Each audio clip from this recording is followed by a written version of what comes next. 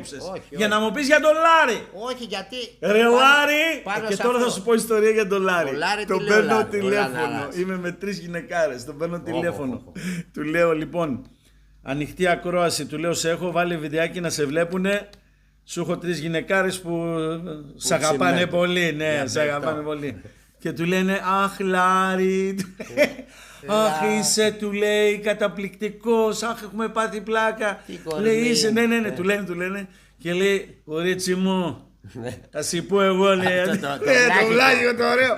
Δεν το σταμάτησε ποτέ από μαθητή. Ήταν μαθητής Ναι, μου. ναι, ναι. Μαθητής Ναι, ήταν. βέβαια, και πολύ δυνατός. ο Βλάχος. Μαθητής του, Ναι. ο Λαναράς, ο Λευτέρης, μαθητής Πολύ του. πολύ δυνατός ο Λάρη. 144. Ναι. Τσιμέντο. Και πάντα έτσι. Άρε, έλα ρε δάσκαλε, σε παρακαλώ ρε δάσκαλε. Πάντα πολύ δυνατός και πολύ βλάχικο. βλάχος. Ωραίος.